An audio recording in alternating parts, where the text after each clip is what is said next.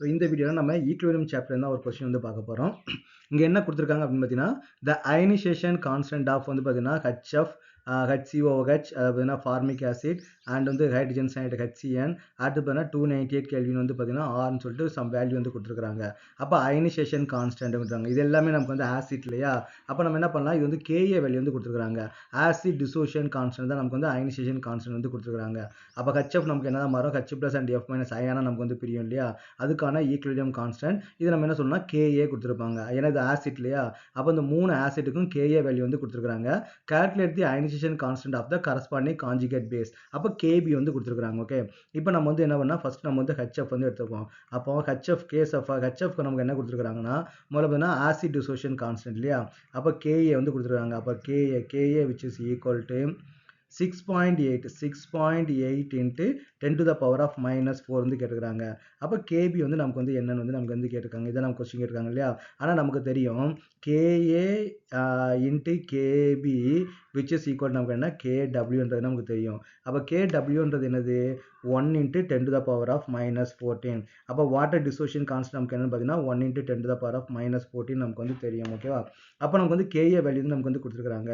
அப்போ KB which is equal to KW divided by KA.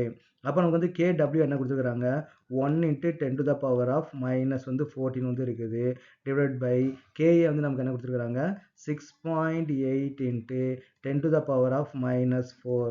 அப்போ which is equal to நம்ம இதை divide பண்ணால் நமக்கு வந்து என்ன வேல்யூ கிடைக்கும்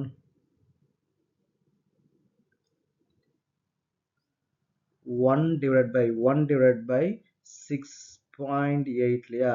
அப்போ நமக்கு என்ன கிடைக்கும் பார்த்தீங்கன்னா 0.1470 வந்து நமக்கு வந்து கிடைக்குது. ஓகே, அப்போ இன்ட்டு அப்போனா 10 to the power of minus 14 வந்துருக்கு இல்லையா நியூமரேட்டரில்? அப்போ 10 to the power of டினாமினேட்டரில் இருக்க 10 to the power of minus 4 மேலே போச்சுன்னா 10 to the power of plus 4 வந்து மாறும். அப்போ நமக்கு என்ன கிடைக்கும் பார்த்தீங்கன்னா 10 to the power of minus 10 வந்து நமக்கு வந்து கிடைக்கும். So this is the KB value. Okay, next நமக்கு என்ன கொடுத்துருக்காங்கன்னா ஃபார்மிக் ஆசிட்டுக்கு HCOOH வந்து நமக்கு வந்து கொடுத்துருக்காங்க இல்லையா? இதுக்கான நமக்கு வந்து KA வேல்யூ என்னது KA which is equal to 1.8 into 10 to the power of minus 4 வந்து கொடுத்துருக்காங்க. அப்போ வாட் இஸ் த KB? அப்போ KB which is equal to KW divided by KA இல்லையா? KW divided by KA. அப்போ KW ஓட value எவ்வளவு 1 into 10 to the power of வந்து minus 14 divided by KA ஓட வேல்யூ எவ்வளவு கொடுத்துருக்காங்கன்னா 1.8 into 10 to the power of minus 4.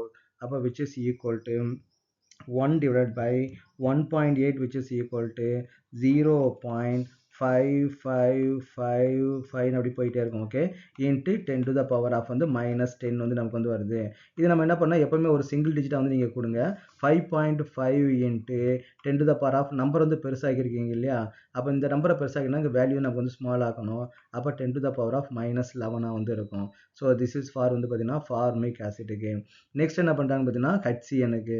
அப்போ HCN which is என்ன கேஸ் பார்த்தீங்கன்னா அப்போ KA value the given. Okay, அப்போ KA which is equal to 4.8 into 10 to the power of minus 9 வந்து கொடுத்துருக்காங்க. அப்போ what is the KB? அப்போ KB which is equal to KW divided by KA.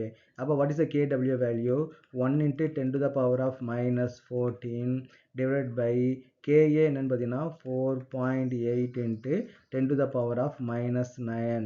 அப்போ which is equal to 1 divided by